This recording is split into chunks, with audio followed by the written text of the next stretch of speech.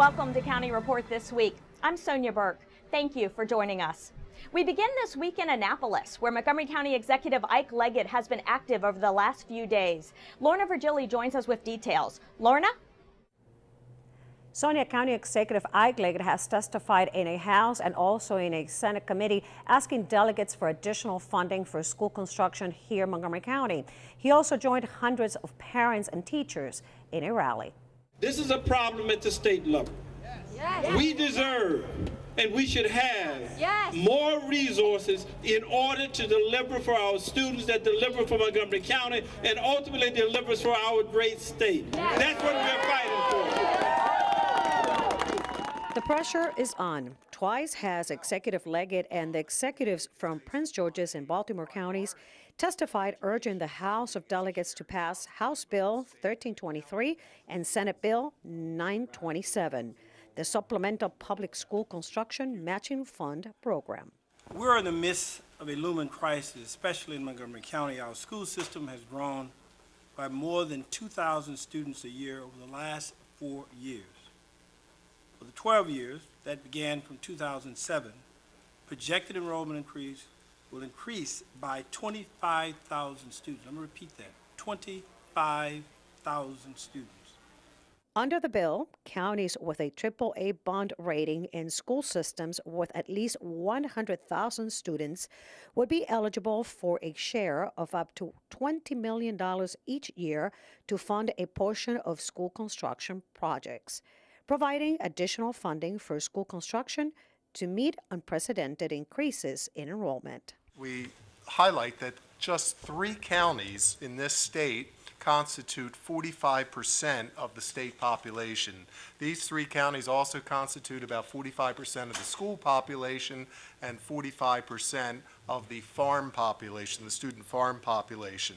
What the 3 of us also have that is unique is both rising enrollment and an aging infrastructure. Each of the executives emphasized that these 3 districts, Montgomery, Baltimore, and Prince George's, would be a place to start as the state takes a look at construction and modernizing Maryland schools and facilities. But the greatest need we have is the fact that a number of our schools, especially in our challenging areas, are 30 to 40 years old.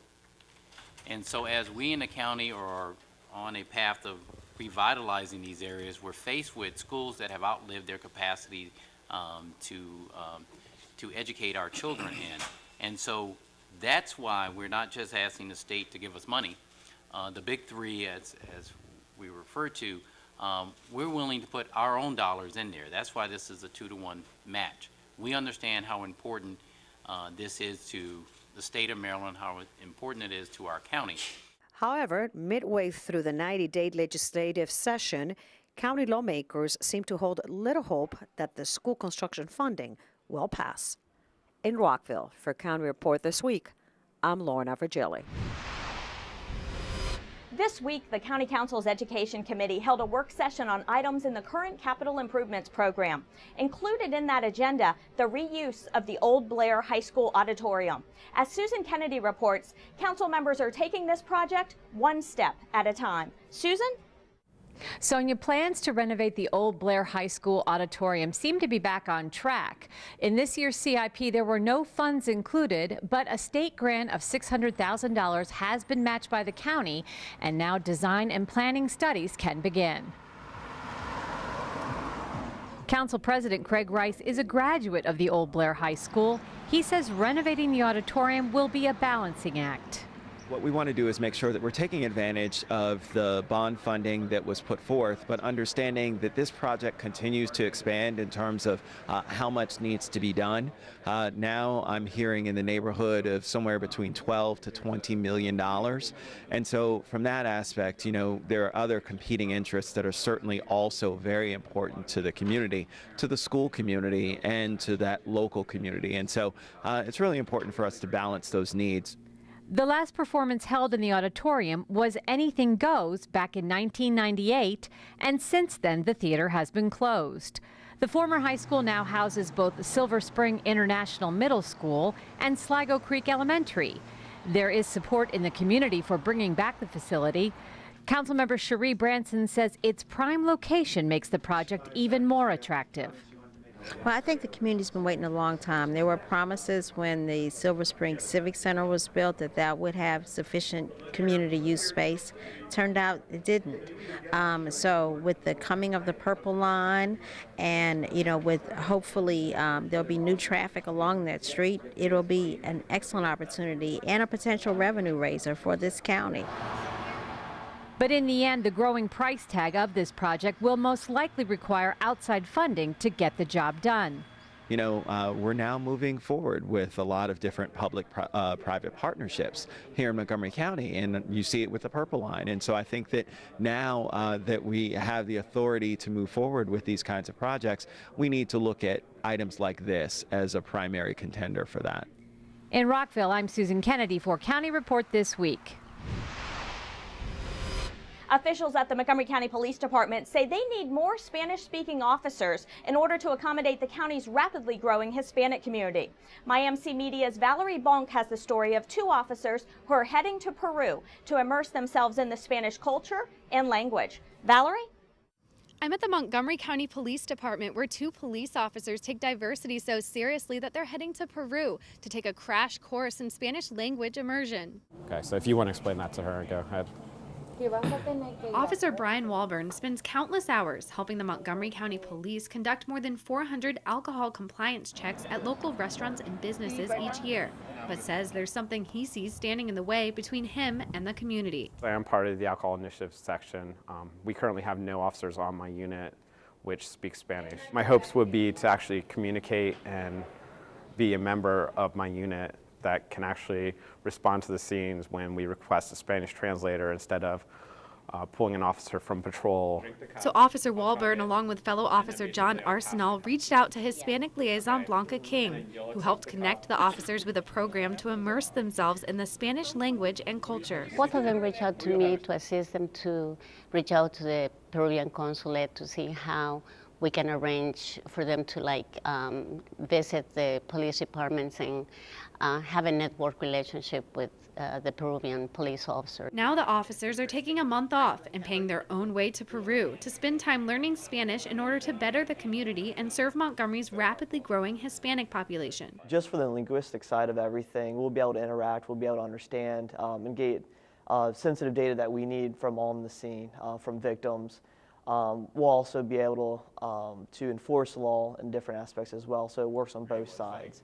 Just the fact that they saw the needs and they wanted to do something to better the relationship and the community and the communications with the police department and with the community is great, and I'm sure there will be more officers doing this, and because we can use all the help that we can get. For County Report This Week, I'm Valerie Bonk. With spring right around the corner, you may see more animals running into the street. If you happen to pass a deer or other animal that has been hit in the roadway, you can call 311 to have it removed. Well, the county has a private contract with an individual who's responsible for removing the animal carcasses from county roadways, state roadways, and public and private property. When the call comes into 311, that information is passed along to that contractor. Once that contractor receives notification of the location of the animal, they have 24 hours to remove that animal from wherever it is that it's been reported to be. For this and other services, you can call the MC 311 Center Monday through Friday, 7 a.m. to 7 p.m., or go to the website, mc311.com. When we come back, some Montgomery College students win national recognition and a celebration in Gaithersburg for the life of a local legend. We'll remember high school football coach John Harville. Stay with us. We'll be right back. April 22nd, take part in the most creative and collaborative day of the year as Montgomery Community Media hosts a day in the life of Montgomery County. On Earth Day, April 22nd, snap a pic or shoot some video and send it to pics@mymcmedia.org. Not long after, your photos and videos will show up on our website and may even show up on our channels. To learn more, visit mymcmedia.org to find out how you can play your part. Mark your calendars, Earth Day, April 22nd, for a day in the life of Montgomery County. Did you know there are more than 10,000 county government phone numbers? But there's only one number you need to remember for non-emergency calls, 311. MC311 is Montgomery County government's online telephone information system. Need information? Have a problem or complaint? Trying to locate a county government facility? Call 311. The call center is open Monday through Friday, 7 a.m. to 7 p.m. The website is available 24 hours a day, 7 days a week. Welcome back to County Report This Week. I'm Sonia Burke. Teams and individual students from Montgomery College's Applied Technologies Department win national honors and recognition. Stan Jones reports. We have come to associate trophies and marks with basketball. For a team of students in the Architectural Technology program at Montgomery College, this national title is of a different sort. So I was involved in this competition for the National Association of Home Builders. This competition is actually a residential construction management competition, and 4 other students and myself were involved since the fall of 2013. There were like 13 colleges, I believe, and our presentation was really awesome, and we put in a lot of effort, and that feels really great. It's a competition that combines the design aspect with the construction management aspect of residential construction. And the difficulty was always getting a good cohesive team that worked well together that could accomplish both tasks. They did an awesome job. Although a team from the Architectural Technology program won national honors, according to Chantel Vilmer, other teams and individuals from Montgomery College's Applied Technology Department have gained national recognition for their accomplishments. The Applied Technologies Department is an umbrella which encompasses 4 career programs. Interior design is a part of that program, architecture, construction management, as well as geography. Our applied technology program, I think, is one of the strongest in the country because they do some very exceptional things there. They're unafraid to put their students and their faculty out into the field to say, let's see if we can win. The competition was from High Point Design Center in High Point, North Carolina, which is known throughout the United States as a residential market. The class did it as individually, but we did collaborate on doing the research on the vendors. It was really nice that we could help each other and through this project. But I think five of the students just submitted the project, and I won the competition. At Montgomery College Rockville, I'm Stan Jones. Speaking of awards, county officials want to honor the Good Samaritans in our county who went above and beyond the call of duty when it came to helping clear their neighbors' sidewalks and walkways of snow and ice during this long, some say never-ending winter. County Council member Nancy Florine recently announced she's bringing back the Golden Shovel Awards to salute these unsung heroes, and she's hoping you will nominate your deserving neighbors. It's really easy. You can go to the County Council website and go to my webpage, and we have a nomination form. You can just click through electronically, and we've arranged with the Gazette to put a nomination form in the next 3 issues of the Gazette. So we've already heard from a whole lot of people who want to recognize their neighbors and friends, and we have folks here who will be reviewing the nominations, and we usually get a great crowd, and it's a great way to say thank you. You can find the Golden Shovel Award nomination form on the county's website. Nominations are due by March 31st. There have been several house fires this year in Montgomery County, and officials with Fire and Rescue Service want to remind families about how important it is to prepare an escape plan from your home in the case of a fire or any other emergency.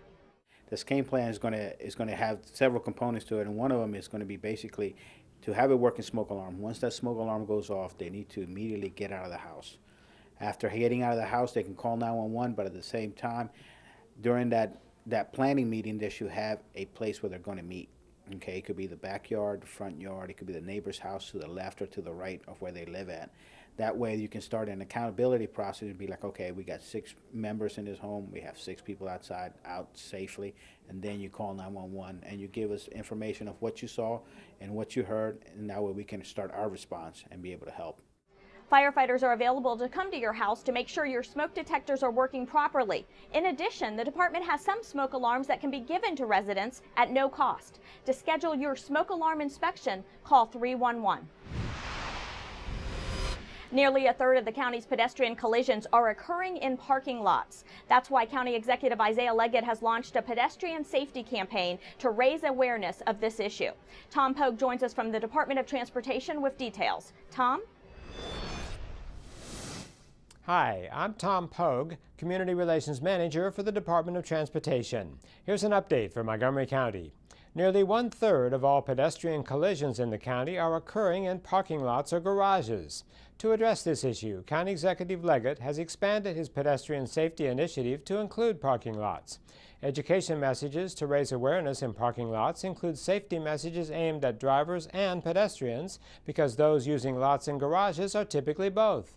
Surprisingly, nearly 20% of the pedestrian collisions that happen in parking lots result in severe injuries, the same percentage as road collisions. To bring safety messages to drivers and pedestrians in parking lots, the county has partnered with retail property owners to launch an education campaign. The campaign's slogan is "Heads Up in Parking Lots" and features the message, "Don't run over people and don't get run over." The campaign includes bus and shelter ads, posters and safety tip cards, reusable shopping bags with a safety message, and pavement decals at retail lots. For more information, go to montgomerycountymd.gov/walk. We're working to keep you moving safely. During his long coaching career at Gaithersburg High School, the late John Harville was known as the Dean of Maryland football coaches. This month, his players, colleagues, rival coaches, friends, and family came together to celebrate his life and legacy. Today we come together to celebrate the life and legacy of John H. Harville. Dozens of former football players, colleagues, rivals, cheerleaders, and friends and family gathered to celebrate the life of the late John Harville. During his coaching years, John Harville was considered the Dean of Maryland football coaches, and the school that he considered a second home named the football stadium in his honor. Today, his legacy lives on and off the field. He was a true Southern gentleman. He was one of the best people I have ever known in my life. I am so proud and honored to be his granddaughter. He's the reason that I do what I do. He gave my dad an opportunity in 1969. My dad was fortunate enough to work with Coach Harville for 27 years, and I grew up with Coach Harville. He was like a grandfather to me. He was like your grandfather. I mean, he was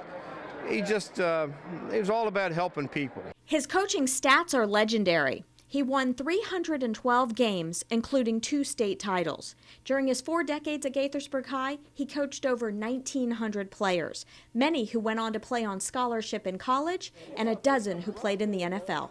He was the best coach I had during the season, after I got out, after I went to Maryland, and also after I played professional sports. But as a coach, he was demanding and hard. He really molded you as a player to be the kind of person you're going to need to be when you got out of school into life. He was the most innovative coach of his time.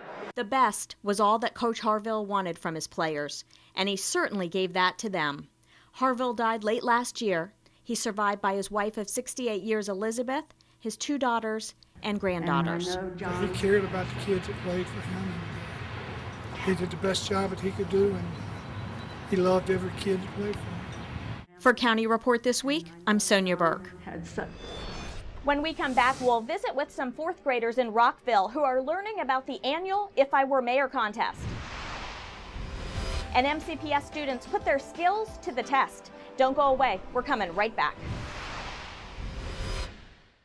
So, I'm kind of new here, but I've noticed a trend. My human does this funny thing where she goes around and gets all my toys, and then she hides them in that basket by the door. You know, but it's always the same basket, and it's always in the same place. And then she acts so surprised when I find them, but, you know, she's putting them in the same basket again. It's like, hello, that's where you put it last time. You were the worst at hide and go seek.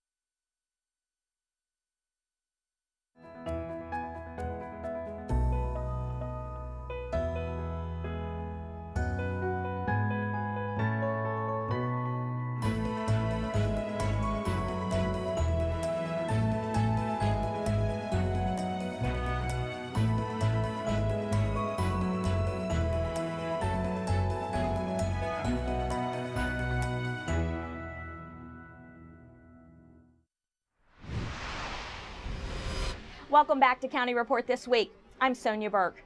Rockville Mayor Bridget Donnell Newton recently visited some elementary schools to talk to fourth graders about the annual If I Were Mayor contest. Rockville 11's Katie Giardi has more. Each year, the Maryland Municipal League and the Maryland Mayors Association holds an If I Were Mayor contest for fourth graders. Mayor Newton talked with fourth graders at Ritchie Park Elementary School to encourage them to enter the contest. It's one of our contests that we do in the state of Maryland to get children interested and understanding about what we do as elected officials, and also I think it's a great way to get ideas for what we can do in the city and what things that they think are important and needs that they see. What has been your biggest problem as mayor? She hopes the contest will get students more involved in local government.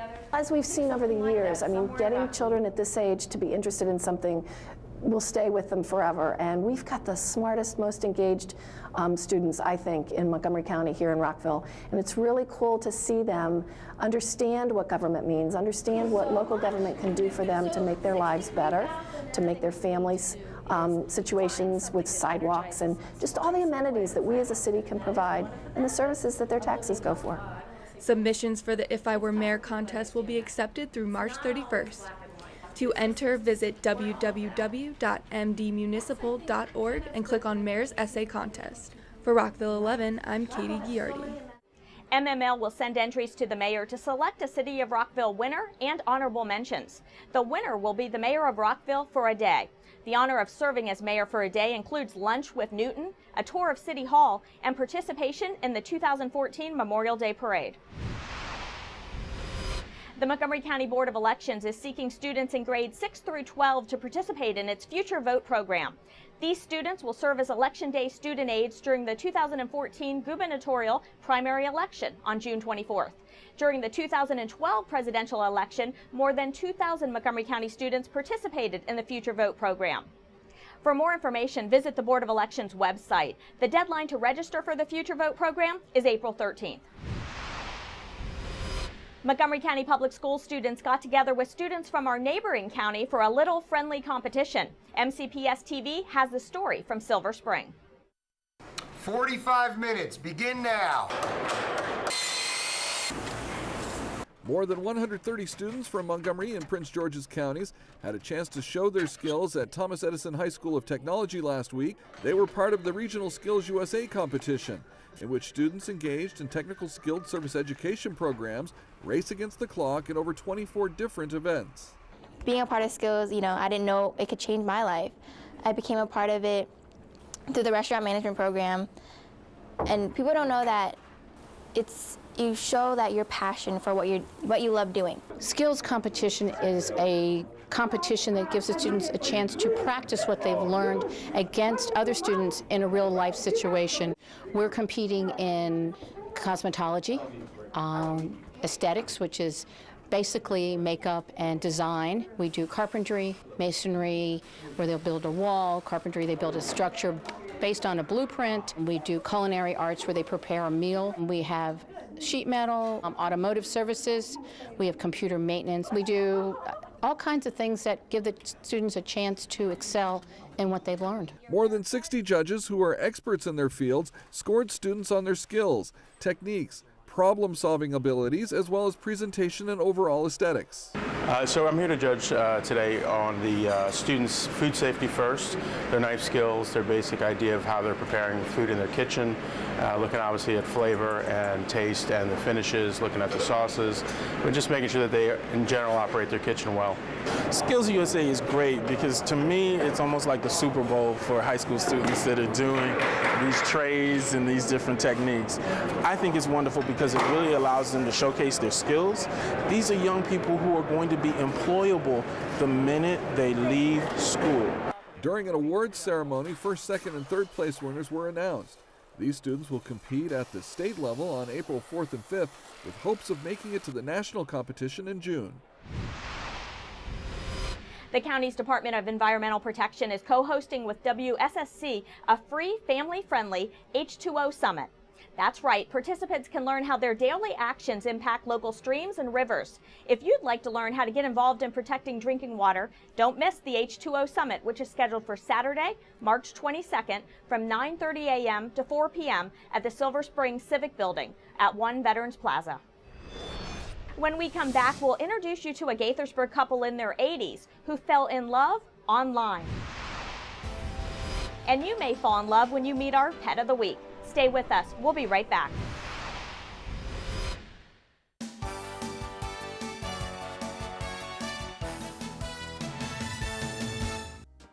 Montgomery College engineering professor Monica Malini has received 2 distinguished awards. The District of Columbia Council of Engineering and Architectural Societies named Malini Engineer of the Year, and she also received the 2013 IEEE MGA Achievement Award. Before you know it, summer will be here, so now is the perfect time to register for summer classes at MC to make sure you get the classes you want when you want them. Register in person at any of our 3 campuses or online anytime, 24 hours a day. The Frank Islam Athenaeum Symposia Speaker Series continues on MC's Germantown campus with an impressive and varied schedule of speakers. All lectures are free and open to the public.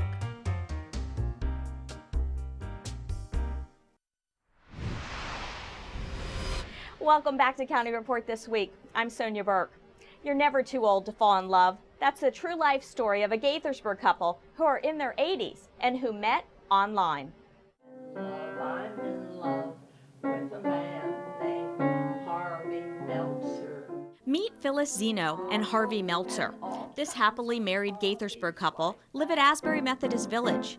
But their romance began just a few years ago when Phyllis was living in Florida and Harvey was living in New York. So how did they meet? I'm ashamed to say on the internet. However, that's right. These seniors, who are in their 80s, hooked up on Match.com. As their online connection began, Phyllis quickly realized she had a lot in common with Harvey, including a love of music, reading, and travel. I wrote him and I said, we have a lot in common. We'd be perfect for each other, but you live in New York and I live in Florida. And he wrote back, we'll meet in Paris. And I said, ooh, that's a good one. Before they officially met in person, Phyllis had a confession to make. I walk with a cane, and he wrote back and said, which hand? And I said, in my left hand. And he wrote back and he said, great, because I walk with one in my right hand.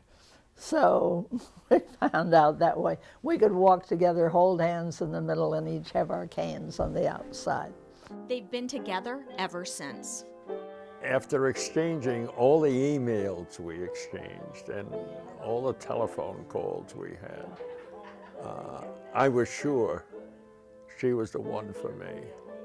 So what advice do they have for other seniors looking for love? Get on the internet. Without question. Today, this active couple who has traveled the world are happiest in their new home together. Things went bud. That was a neighbor. Now it's time to meet our Pet of the Week. Kathy Stanhope from the Humane Society joins us with a dog named Colt. Hi, this is Kathy Stanhope with your Pet of the Week at the Montgomery County Humane Society, and we are here with Colt. Now, Colt is in a very funny situation. He's not here at the shelter. He is in a foster home, so he's much, much happier there. But unfortunately, the foster owner already has 3 dogs, so he doesn't need another one. So please give us a call at 240-773-5960 or go to the web at mchumane.org and look under foster care and you'll find Colt. You'll get more information about him and you'll learn how to meet him. He's a wonderful dog. Brookside Gardens is breaking ground on phase 1 and 2 of its master plan this month in Wheaton. Here are a few things you should know. The Visitor Center will be closed to the public for HVAC installation beginning on March 17th. Construction is expected to last 6 to 8 weeks. The Visitor Center parking lot will be closed for major improvements from March 17th through November of this year. The gardens and conservatories are open. For more information, including where to park, visit the Brookside Gardens website. With that, we close this edition of County Report This Week. Remember to like us on Facebook and to join us again at this time every week for a look at what's going on inside Montgomery County. I'm Sonia Burke. Thank you for joining us.